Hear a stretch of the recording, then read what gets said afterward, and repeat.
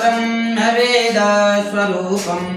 निजं निर्गुणं निर्विकल्पं निरीहं चिदाकाशुमाकाशवासं भजेऽहं निराकार ओंकारमूलं तुरीयं गिराज्ञानगोतीतमीशं गिरीशं करालं महाकालकालं कृपालं गुणागार संसार पारं नतोऽहं तुषारादृशं काशगौरं गभीरं मनोभूतकोटि प्रभाश्री शरीरम्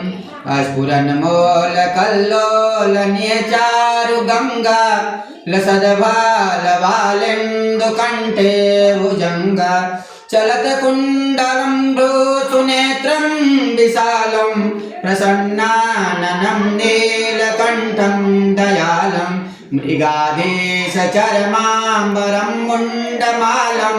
प्रियं शङ्करं सर्वनाथं भजामि प्रचण्डं प्रकेष्टं प्रगल्भं परेशम् अखण्डम् अजं भानुकोटिप्रकाशं त्रयशूलनिर्मूलनं शूलपाणिं भजेऽहं भवानीपतिं भावगम्यं कलातीतकल्याणकल्पान्तकारी सदा सज्जनानन्ददाता पुरारी चिदानन्द सन्दो अमोहापरारी प्रसीद प्रसीद प्रभो मन्मथारी न यावद् उमानादपादारविन्दं भजन्ते